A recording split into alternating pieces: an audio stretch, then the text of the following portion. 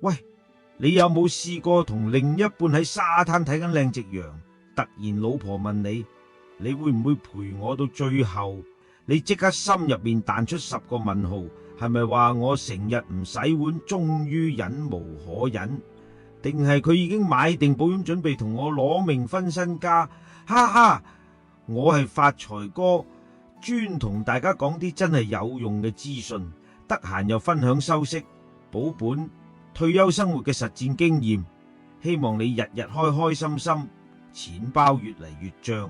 今條片我哋會分幾個部分，先講阿凌阿強喺小琉球嘅真實故事，再講毛仔夫妻老來最大隱憂，之後發財哥俾你5大獨家征夫絕招，記得睇到最尾，因為有超爆內幕同我個人5個最真觀點。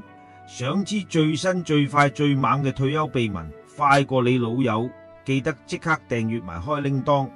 講翻正經，阿凌同阿強係一對50歲夫妻，無仔無女，超級中意周遊列國，成日去旅行，生活過得比我哋好多人都滋潤。有一日喺小琉球，佢哋倉喺沙灘睇夕陽，阿凌突然問，你會唔會陪我到最後？其實阿凌係擔心緊，我哋2個越來越大個，萬一有日中風、失智、長期病痛，無仔女點算？醫療費貴到飛起，仲要人24小時照顧，點算好？呢個問題其實好多50歲以上無仔女夫妻都有，尤其係我身邊好多朋友都開始驚，因為香港人壽命長，女仔平均86歲，男人80歲，意思係話退休後可能仲要活30年，30年啊嘛！如果中途病一場，幾百萬身家3分鐘輸晒光，唔係講笑。所以發財哥今日就同你哋逐招拆解，點樣先至可以同阿凌阿強一樣，繼續過開心退休生活，唔使驚老來孤單兼窮。第一招，保險要咁買先至真抵。好多人以為有張醫療卡就夠，其實錯到貼地。傳統醫療險只保住院同手術，但長者最驚係長期照顧，即係話你唔使入院，但要人餵飯、沖涼、換片，即係失能。呢啲費用醫療險1蚊都不賠，所以第一樣一定要有保險。而家新產品好多係每月俾3萬到6萬，俾足10年、20年甚至終身，夠你請外傭或者入私院護理中心。發財哥同你講真，50歲買仲唔貴，60歲買就貴1倍，70歲更加冇得買。第二樣係重大傷病保險，呢隻唔單止保癌症，仲保中風、柏金遜、心臟病、腎衰竭等等300幾種病，一經確診即刻俾一筆過百萬現金，你可以用嚟請看護，補貼收入損失，超級實用。第三樣係人壽保，好多人話我無仔女買人壽保俾邊個？錯，人壽保可以俾埋另一半做養老金，又或者俾侄女侄仔，又或者捐俾慈善機構。最緊要係壽險金指定受益人，可以完全避開特留分，即係話你唔使俾錢你唔想俾嘅親戚，超級重要。而家仲有外日型保單，即係話你多行路，血壓正常，BIM達標，第2年保費自動減10%，30%，或者保障額度自動加多，係咪好正？等於保險公司俾錢你做運動，抵到爛。Tips 俾你，保險一定要趁後生健康時買。我見過好多人60歲先至驚，點知核保話你有高血壓，3高，除外條款多到癲，最後買唔成，喊都無謂。第2招，擬定監護人，唔做就真係盡到貼地。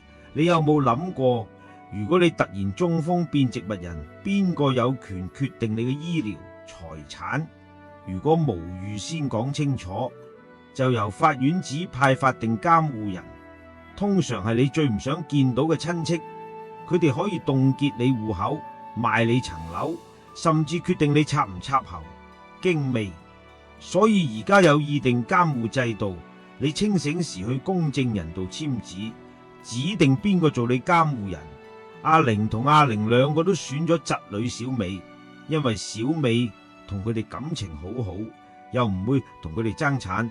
將來萬一佢哋兩個一齊失智，都係小美話事，唔使驚俾人當成無主財產處理。發財哥話你知，好多有錢人早已偷偷簽咗，普通人先至唔知。呢個真係鮮為人知嘅大絕招。第三招，遺囑信託，唔做爭產官司。睇你笑遺囑好多人都寫，但係好多人寫錯。例如你寫晒俾另一半，但係另一半走得比你早，遺囑自動失效，錢又要按法律分俾你唔想俾嘅人。所以醒目嘅做法係遺囑信託一齊用，真實個案。我有個朋友龍仔，單身無仔，3000萬身家，寫咗遺囑話全部俾佢侄女，但侄女未成年，龍仔突然心臟病走咗。遺囑雖然有效，但因為有特留分，佢同父異母嘅細路分咗1/3，侄女氣到喊。後來先知，如果龍仔做遺囑信託，錢一早放信託戶口，就完全唔使俾細佬1分1毫。又有梅姐，兩個仔成日同佢爭錢，梅姐偷偷做咗安養信託，每月信託俾翻佢生活費，樓同股票放信託度，兩個仔無得鬧。梅姐仲加咗信託監察人，係佢律師樓嘅信託經理。兩個仔想搞亂都無門，信託仲可以做保險金信託，即係話你壽險嗰筆錢唔係一次過俾受益人，而係每月俾生活費，俾足20年，防止受益人一夜揮霍晒。第四招，預立醫療決定，俾自己一個體面結局。阿強同阿玲兩個都簽咗預立醫療決定，講明如果將來極重度昏迷、末期疾病、失智，唔想插喉、氣管造口、心肺復甦術。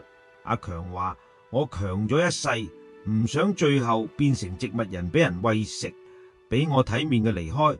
好多人唔簽，結果俾醫院救到盡，拆晒喉，家人又唔敢簽放棄，最後人受苦，錢又輸晒。簽咗呢份文件，醫生同家人就唔敢亂救，俾你受罪。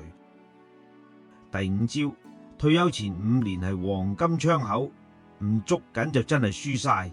退休理財書《The 5 Years Before You Retire》作者 Emily Guy Birken 話：退休前5年係最後衝刺期，你仲有收入可以調整，錯過咗就真係後悔莫及。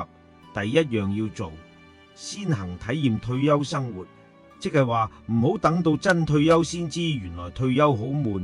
你可以試下朝早唔使返工，成日去飲茶、行山、學畫畫，睇下自己中意唔中意呢種生活。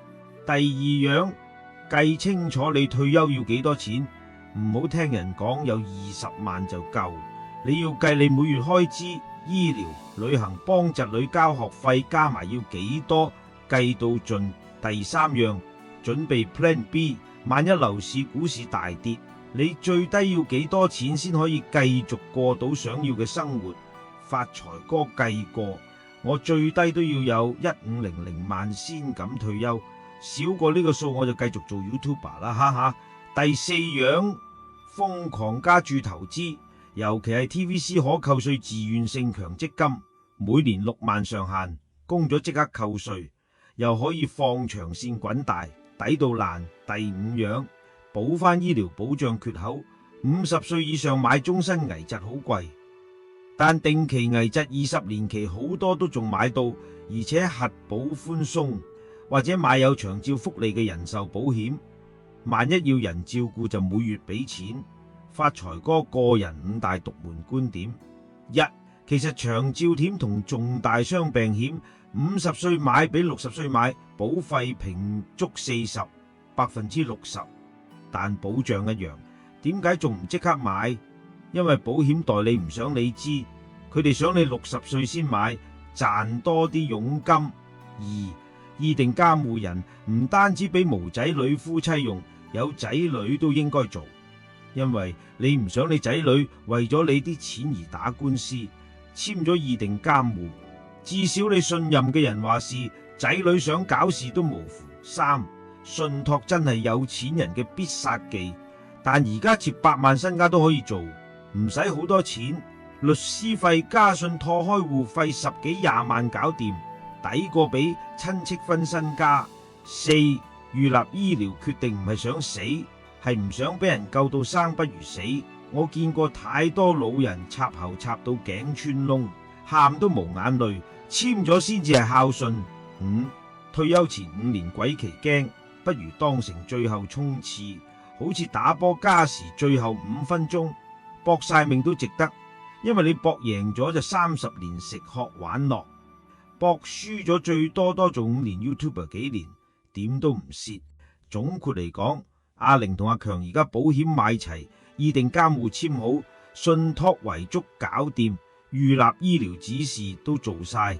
佢哋話而家可以去小琉球睇日落，終於可以同另一半講，我會陪你到最後，因為我哋已經安排好所有嘢。你都想同另一半咁甜蜜撳過下半世，快啲行動啦！